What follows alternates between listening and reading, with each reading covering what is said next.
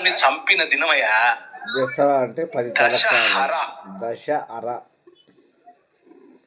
పండగలన్నీ చంపినందుకే చేస్తారు. అవును. మీకు అర్థమవుతుందా? సంక్రాంతి ఒక్కటే మన పండగ. బైబిల్లో మనకు కూడా ఉంది హార్వెస్ట్ ఫెస్టివల్. బైబిల్ గ్రంథం చెప్తోంది కోతకాలపు పండగ సంక్రాంతి. సంక్రాంతి అన్ని సంస్కృతుల్లో ఉంది. దీని వెనక ఏ విగ్రహము లేదు, ఏ దహనము లేదు, ఏ రావణాసుడు లేడు, ఏది లేదు. అర్థమవుతుందా? ఇది ఇది ఇది మనం తెలుసుకోవాలి, తెలుసుకొని చెప్పాలి. నాకు ఒక చిన్న వ్యాపారం ఉంది. అందులో ఒక 50 మంది నాకు ఎంప్లాయీస్ ఉన్నారు. నా ఎంప్లాయీస్ లో ఓన్లీ క్రైస్తవులే ఉంటారా? నో, హిందువులు ఉన్నారు, బౌద్ధులు ఉన్నారు, ముస్లింలు ఉన్నారు, ఏ మతం చెందినోళ్ళు ఉన్నారు, మూగోళ్ళు చెవిటోళ్ళు కూడా ఉన్నారు. అంటే వాళ్ళకి పెద్దగా రిలీజన్ పట్ల ఇది ఉండదు. వాళ్ళ కమ్యూనిటీనే వేరు. నేను దీపావళి వస్తుంది, దీపావళి వస్తే నాకేం సంబంధం అనను. I'm their leader. నేను నా దగ్గరకు వస్తారు, సార్ మా పండుగ సార్ అంటారు. నా వాట్సాప్ లో హ్యాపీ దివాళీ అని పెడతారు, అందరు పెడతారు. పెట్టినప్పుడు అందరిది అయిపోయిన తర్వాత ఆఖరిలో నేను ఒక చిన్న రైటప్ రాస్తాను. ద లైట్, వెలుగు అంటే ఏమిటి నా పర్స్పెక్టివ్ లో రాస్తాను. నా పర్స్పెక్టివ్ లో రాసి ఇటువంటి వెలుగు, నేను ఆబ్వియస్ గా వెలుగు అనగానే యేసు గురించి రాస్తాను కదా. తెలియదు ఏముంది మీకు? ఆయన పేరు తీయకపోయినా ఆయన గురించి రాస్తాను.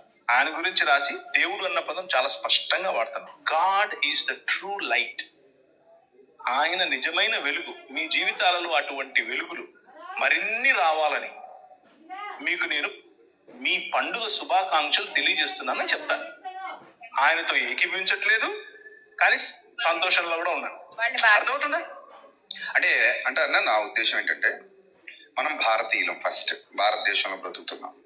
భారతీయులుగా భారతదేశంలో బ్రతుకుతూ మన విశ్వాసాన్ని మనం కంటిన్యూ చేసుకుంటూ వెళ్ళిపోతాం. చావు వరకు మన విశ్వాసం మంది, ఇతరుల విశ్వాసాలు ఇతరులవి, మనకి సంబంధం లేదు. అయినప్పటికీ వాళ్ళు మనం కలిసి బ్రతుకుతున్నాం కాబట్టి, లైక్ మీ కంపెనీలో ఎలాగైతే మీరు సహోదర భావంతో లైక్ అన్ ఇండియన్ గా ఎలాగైతే వాళ్ళతో కలిసి, అంటే మీకు క్రిస్మస్ శుభాకాంక్షలు చెప్పినప్పుడు మీరు కూడా వాడికి సంక్రాంతి శుభాకాంక్షలు చెబుతూ ఒక సహోదర భావాన్ని పంచుకుంటూ ముందుకెళ్ళిపోతుంది.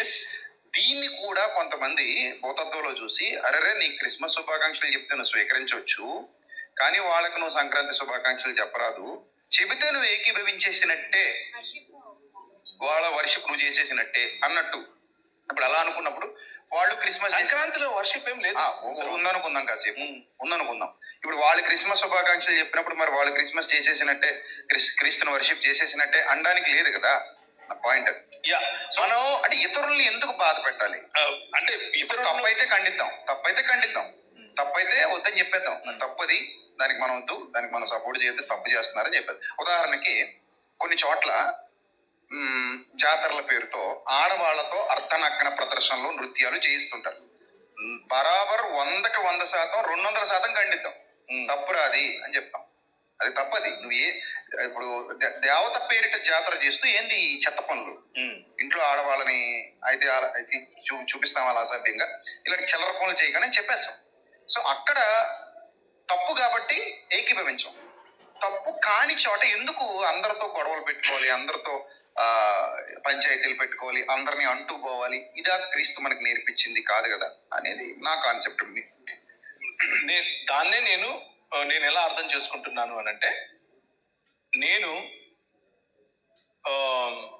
ఏకీభవించ అవసరం లేకుండా, అవతల వ్యక్తి యొక్క భావజాలాన్ని నా నెత్తిన పుణుకోకుండా, ముఖ్యంగా ఆ భావజాలం ఒక విగ్రహాన్ని తీసుకొస్తుంది. ఆ ప్రతి విగ్రహం, ఆ విగ్రహం వెనుకున్నటువంటి ఆలోచన విధానం, ఆ విగ్రహం వెనుకున్నటువంటి భావజాలం ఏదైతే ఉందో అది మనల్ని మెల్లిమెల్లిగా పడుతుంది, నాశనానికి దూరంగా ఉంటూ మన బ్యాలెన్స్, మన ఆలోచన విధానం అంటే మత ఛాందస్వాదం కాదు. నేను ఈ మతానికి చెందినని కాబట్టి నేను నీకు హ్యాపీ సంక్రాంతి చెప్పను, హ్యాపీ రంజాన్ చెప్పను, అట్లా కాదు. అందుకు కాదు.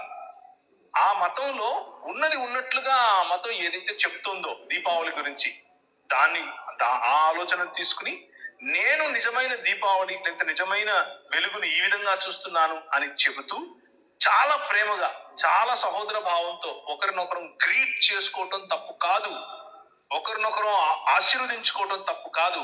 మీ ఇంట్లో పండగ జరుగుతోంది, మీ ఇంట్లో సంతోషంగా ఉంది, భలే ఉంది చూడటానికి అని సంతోషించడం తప్పు కాదు. అయితే ఇంకొక చిన్న ఉదాహరణ చెప్తాను. ఇది బహుశా మీకు కనెక్ట్ అవ్వచ్చు, ఇది ప్రాక్టికల్ కాబట్టి.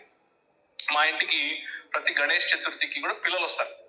పెద్దోళ్ళు ఎలాగూ రారు, ఈడు తేడాగాడని రారు. పిల్లలు వస్తారు, అంకుల్ అంకుల్ అని. ఒరే నా వయసు ఎందుకు నాకు గుర్తు చేస్తారు అనుకుంటా మనసులో. అంకుల్ డబ్బులు అంకుల్ అని వస్తారు రిసీట్ పట్టుకొని. నేను అడుగుతాను, ఇక రారా కూర్చోబెట్టి వాళ్ళకి చాక్లెట్లు ఇచ్చి నీళ్ళు ఇచ్చి ఏం చేస్తావు ఇంత కూర్చోప్పు అని అడుగుతారు. ఏం గణేషుని చేసిన అంకుల్ ఇంత పెద్దది తెచ్చిన అంత ఏమో చెప్తారు. చెప్తే నేనేం చేస్తానంటే అదంతా సరే కానీ ఏం చేస్తావు ఆ రోజు, నేను నీకు డబ్బులు ఇస్తా, దాంతో ఏం చేస్తావు అని అడుగుతా. అంటే భోజనాలు పెడతాను అంకుల్ అన్నాడు. సరే ఇదిగో ఇది ఇస్తున్నా, ఇది భోజనాలకే వాడు. సూపర్. భోజనం పెట్టే, నువ్వు భోజనం పెట్టరా. అది ఒక సాటి మనిషి ఆకలి ఉన్నప్పుడు భోజనం పెట్టడం దేవుడు నేర్పాడు అని చెప్పి ఇచ్చి పంపుతాను. నా భావజాలము నేను చెప్పాను, వాడు సంతోషంలోనూ పాల్గొన్నా. దాంతో ఏకీపించినట్టు అవసరం లేదు, నన్ను ఒకరోజు చర్చిలో నన్ను అడిగారు, అన్న మా చుట్టుపక్కలంతా వేరే ఇతర విశ్వాసాలకు చెందిన వాళ్ళు ఉంటారు, మేము క్రిస్మస్ చేసుకున్నప్పుడు వాళ్ళు మాకు అడగకుండానే ఏదైనా మీటింగ్ పెట్టినప్పుడు డబ్బులు ఇస్తారు, మేము దాన్ని యూజ్ చేస్తుంటాం. చర్చి కట్టినప్పుడు కూడా మేము పుస్తకాలు ఇస్తే వాళ్ళు మాకు మనీ ఇస్తుంటారు, మేము యూజ్ చేసుకుంటాం.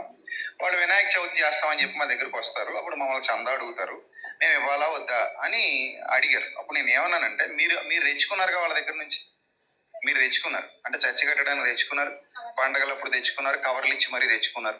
మరి అలాంటప్పుడు మీరు తెచ్చుకున్నప్పుడు ఈ ఊరికి ఆ ఊరు ఎంత దూరం, ఆ ఊరికి ఈ ఊరు ఎంత దూరం, మీరు కూడా ఇవ్వాల్సిన వాళ్ళే ఉంటారు. వాళ్ళు ఏ విధంగా వాడతారని మీకు అనవసరం, మీరు ఏ విధంగా వాడతారని వాళ్ళకి అనవసరం, ఇచ్చారు. సో ఇప్పుడు మీరు కూడా మరి ఇవ్వాలి తెచ్చుకున్నప్పుడు. వన్స్ మీరు తెచ్చుకోలేదు అనుకుందాం, అప్పుడు ఇంకొక ఆప్షన్ ఉంటుంది, మీరు తెచ్చుకోలేదు అనుకుందాం. అప్పుడు మీరు ఒకటి అనొచ్చు, నేను ఎప్పుడు మిమ్మల్ని ఏం అడగలేదు, మీరు కూడా నన్ను ఏం అడగండి అని కూడా అనొచ్చు. అది మీ రైట్. అది లేదా నేనైతే ఏం చేస్తానో కూడా చెప్పానన్న. నేనైతే ఏం చేస్తానంటే మీరు సేమ్ ఇదే ఏం చేస్తారా, మీరు భోజనాలు పెడతామన్నా, అన్నదానం చేస్తామన్నా, అయితే దానికే వాడండి. సేమ్ ఇదే విషయం చెప్పాను నేను, దానికే వాడండి, హ్యాపీగా వాడుకోండి, యూజ్ చేసుకోండి. అలా ఇచ్చినందువల్ల ఆ విశ్వాసంతో కానీ లేదా జరుగుతున్న కార్యక్రమాలతో కానీ, లేదా ఇందాక చెప్పినట్టు ఆ జాతరలో చేసే అర్ధన